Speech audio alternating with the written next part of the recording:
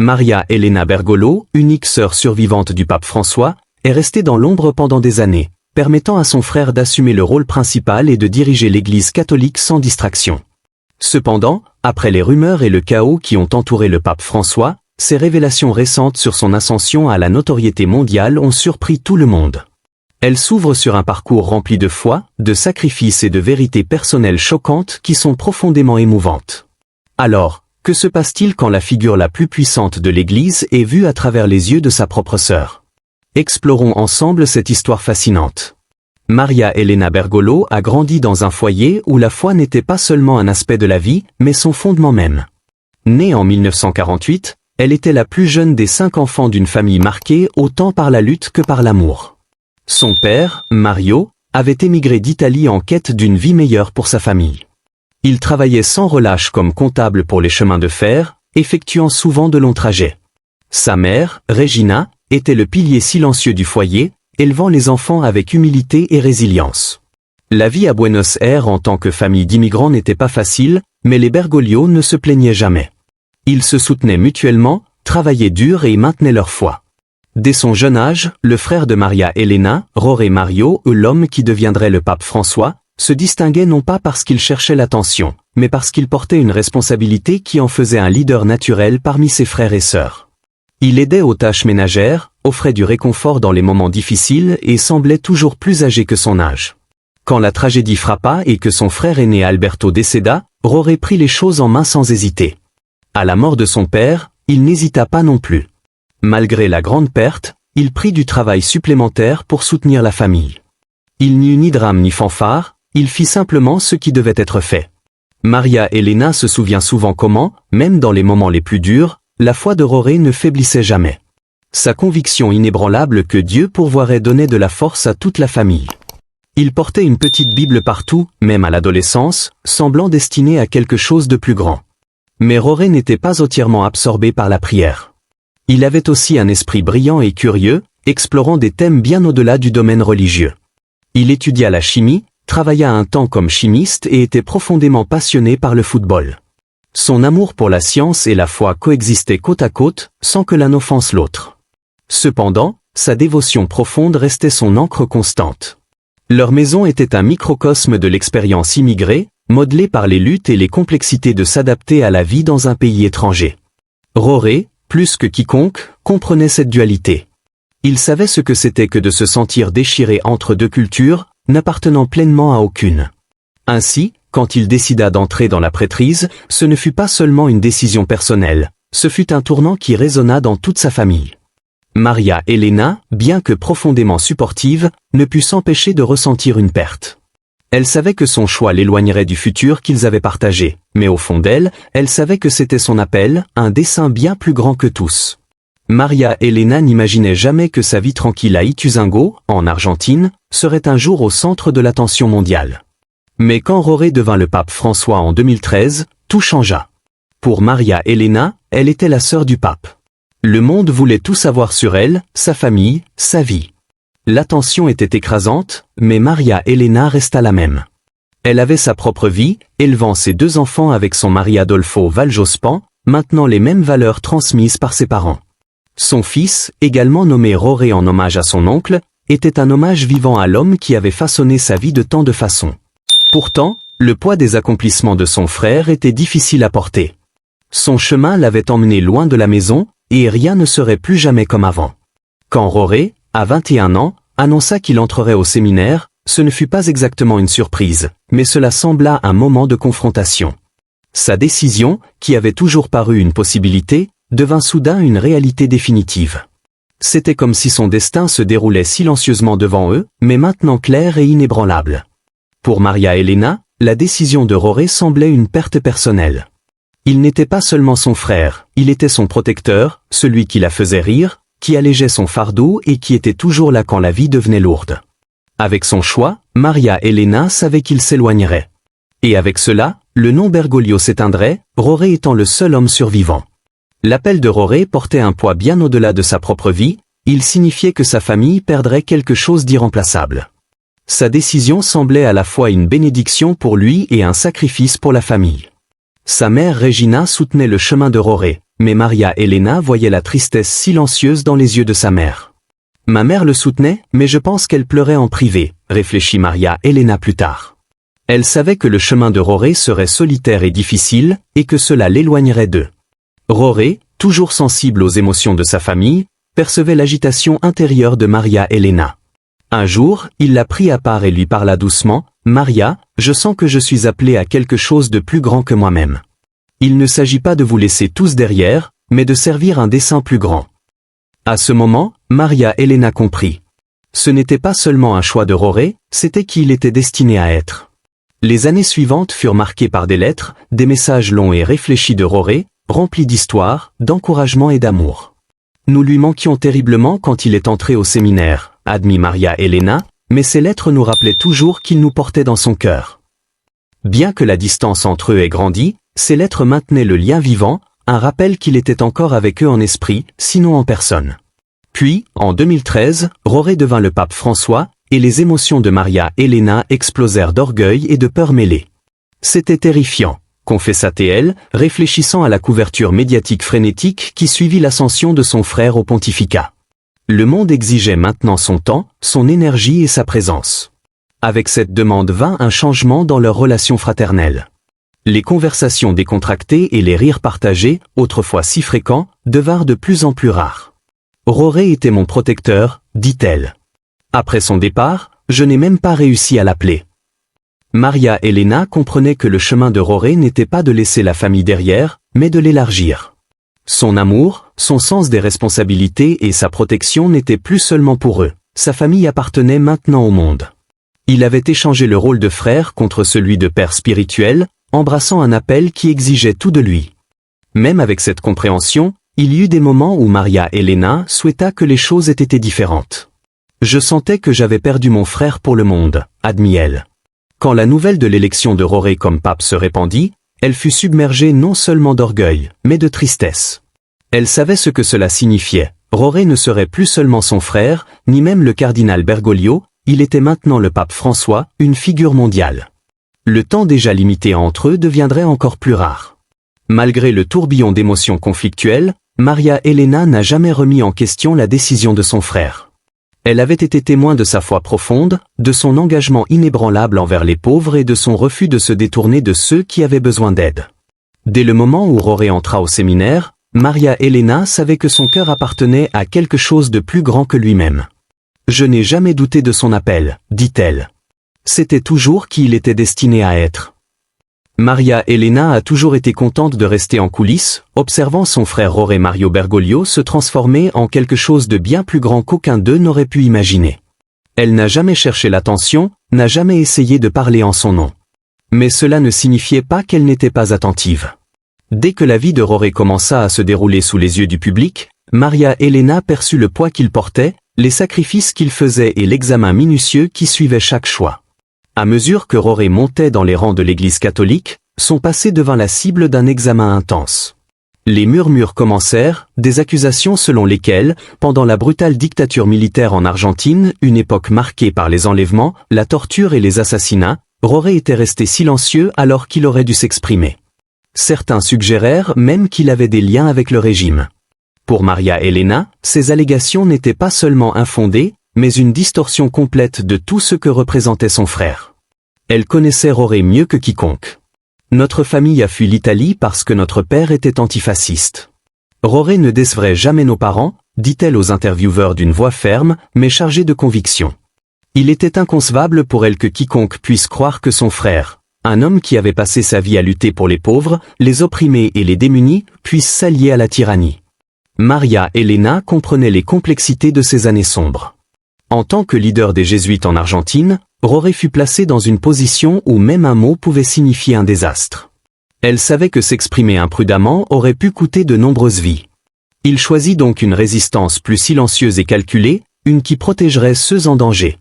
Son silence n'était pas un acte de lâcheté, mais une décision stratégique d'agir dans une époque où parler aurait pu entraîner plus de morts.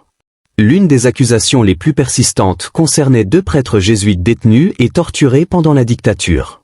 Certains affirmèrent que Roré les avait abandonnés à leur sort. Mais Maria Elena savait ce qui s'était vraiment passé. Elle avait entendu les témoignages de ceux qui étaient là, et ce qu'ils décrivaient était une histoire complètement différente. Les survivants parlèrent des efforts de Roré en coulisses, de son utilisation d'influence et des risques personnels qu'il avait pris pour négocier la libération des prêtres. Il agissait dans l'ombre, assumant des risques que la plupart ne sauraient jamais, car il ne cherchait jamais de reconnaissance pour ses actions. Au fil des ans, des journalistes et historiens commencèrent à découvrir des preuves soutenant ce que Maria Elena avait toujours su être vrai. Des documents émergèrent montrant que Roré était intervenu secrètement pour aider d'autres à s'échapper, émettant des papiers protégeant les plus vulnérables, un acte silencieux mais puissant de défi contre le régime. Pourtant, les médias insistaient sur des demi-vérités, des histoires sensationnalistes plus faciles à digérer que la réalité compliquée et inconfortable de ces années. Il ne se soucie que de ce qui se vend, disait souvent Maria Elena avec frustration. Personne ne prend le temps de regarder plus profondément. Mais malgré le bruit du monde autour d'elle, Maria Elena n'avait pas besoin de la validation du monde. Elle avait été témoin de la courage que son frère avait démontré, des risques qu'il avait pris et du fardeau qu'il portait. Que le monde comprenne ou non, cela n'importait pas pour elle. Elle connaissait la vérité sur qui était Roré, et pour elle, cette vérité suffisait. Parmi les nombreuses rumeurs entourant Roré, l'une persistait plus obstinément, l'idée qu'il était entré dans la prêtrise après un cœur brisé. Des histoires furent racontées sur une jeune femme qui l'aurait conduit à Dieu après avoir brisé ses rêves romantiques. Mais Maria Elena, résolue dans son désir de protéger l'héritage de son frère, rejeta cette version. Elle fit de sa mission de corriger les faits, insistant sur le fait que l'appel de Roré naissait non d'une déception passagère, mais de quelque chose de beaucoup plus profond, une conviction inébranlable et un désir spirituel qui le définissait bien avant toute notion de romance. Dès son jeune âge, Roré était attiré par l'Église. Sa fascination pour la théologie était évidente, et les prêtres jésuites qui le guidaient laissèrent une empreinte durable sur son parcours spirituel. Maria Elena l'avait vu de près, ses longues heures d'études, ses moments de réflexion silencieuse, la façon dont il parlait avec une certitude inébranlable de sa foi. L'idée que sa décision ait été motivée par un cœur brisé n'était pas seulement fausse, mais profondément insultante. Cela banalisait les années de discernement et l'engagement spirituel genuin qui avait défini son chemin. Maria Elena était frustrée par la préférence des médias pour des narrations dramatiques et simplifiées. Pour eux, il était plus facile de croire que la décision de Roré d'entrer dans la prêtrise avait été façonnée par un amour perdu plus tôt que par une foi inébranlable. Cette version réduisait son profond parcours spirituel à quelque chose d'aussi superficiel qu'un chagrin d'amour, minant l'essence de son appel et transformant une décision profondément personnelle et consciente en une simple fuite émotionnelle. Malgré le nombre croissant de ces histoires, Maria Elena refusa de reculer. Elle avait vu la vérité de près et était déterminée à la défendre, non seulement par loyauté, mais parce que c'était honorer la vérité. Les faussetés qui pesaient sur la famille étaient indéniables, mais le caractère de Roré l'était tout autant. Tandis que son passé était distordu, ses actions continuaient de parler d'elles-mêmes. Il avait toujours été un homme d'intégrité, de compassion et d'engagement inébranlable à servir les autres. À mesure que l'histoire se déroulait et que le monde apprenait à connaître Roré comme un leader spirituel, Maria Elena resta ferme dans sa conviction.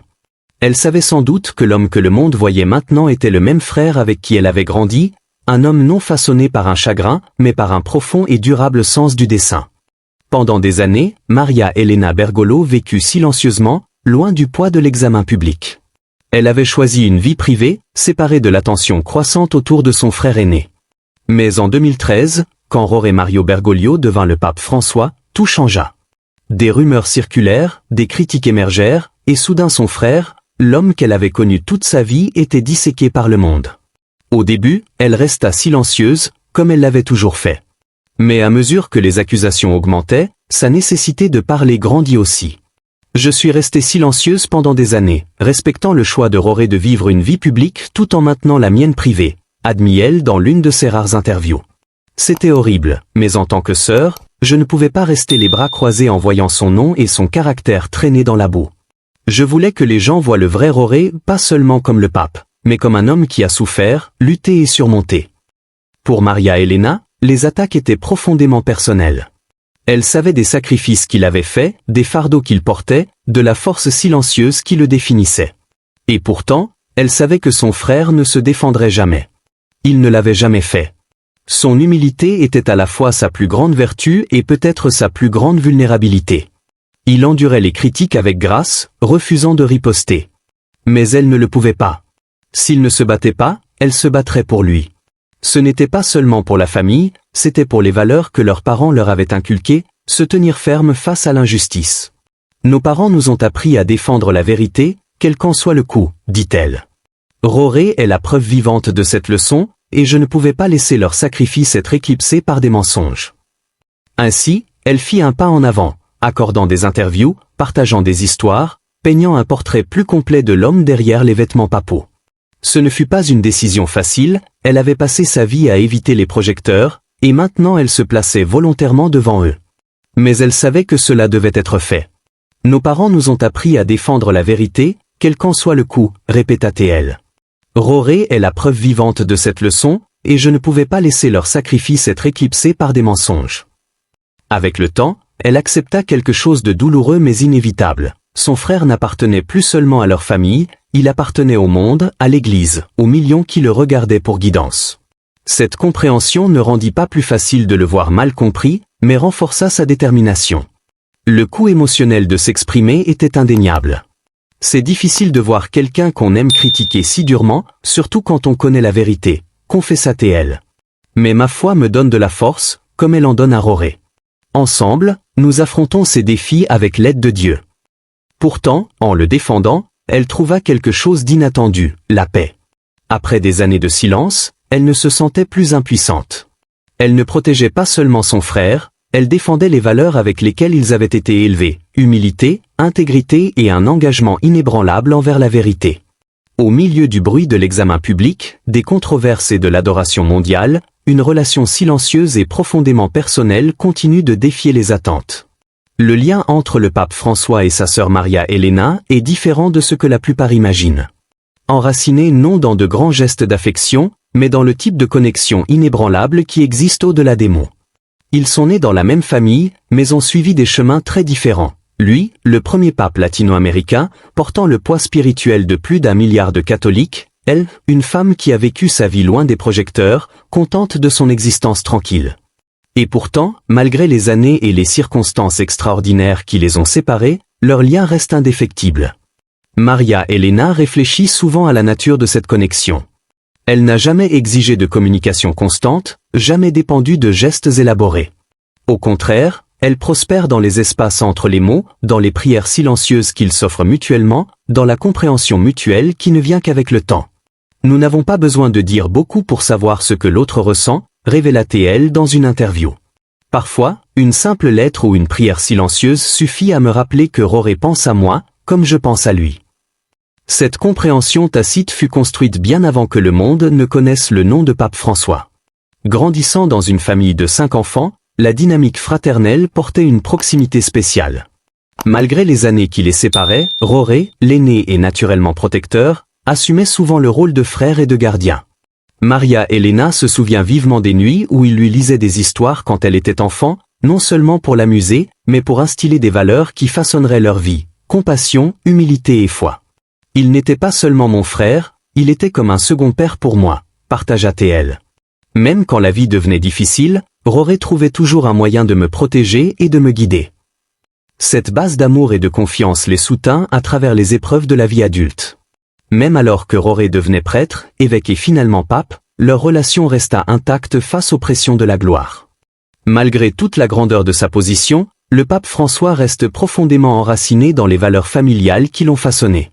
Et pour Maria Elena, le monde peut le voir comme un leader spirituel, mais elle le voit simplement comme le frère qui lui tenait la main pendant les difficultés de l'enfance et qui, même maintenant, trouve des façons de la protéger et de la réconforter de loin. Leur relation, marquée par la simplicité, continue de surprendre ceux qui la connaissent. Dans un monde rempli de bruit et de spectacles, leur lien silencieux sert de témoignage au pouvoir durable de l'amour, de la foi et de la famille. C'est une connexion qui a résisté aux pressions de la distance, de la gloire et de l'examen public, une qui nous rappelle que même les figures les plus influentes du monde sont, au fond, façonnées par ceux qui les ont aimées le plus longtemps. La récente décision de Maria Elena de briser son silence sur leur relation n'a pas été prise à la légère. Parler de leur lien n'était pas seulement pour son frère, c'était pour honorer la foi partagée, la famille et la vérité qui étaient restées cachées aux yeux du public. Bien que cela ait été difficile, elle ne le regrette pas. Le monde le connaît comme pape François, mais moi je le connais comme Roré, dit-elle. Notre lien est indéfectible, non pas à cause des mots, mais de l'amour et de la compréhension que nous partageons tout au long de nos vies. Même alors que le pape François porte le poids de diriger 1,3 milliard de catholiques, sa connexion avec Maria Elena reste une source de force, un refuge silencieux du poids de sa mission. Pour elle, il n'est pas seulement son frère, il est un phare d'espoir. Et pour lui, elle est un rappel de la maison, de la famille et de l'amour inébranlable qui a toujours été sa base. Quelles sont vos pensées sur le lien extraordinaire entre le pape François et sa sœur? Partagez-les dans les commentaires. N'oubliez pas de laisser un pouce en l'air, de vous abonner et d'activer la cloche de notification pour ne rien manquer de nos histoires inspirantes. Merci d'avoir regardé et à la prochaine.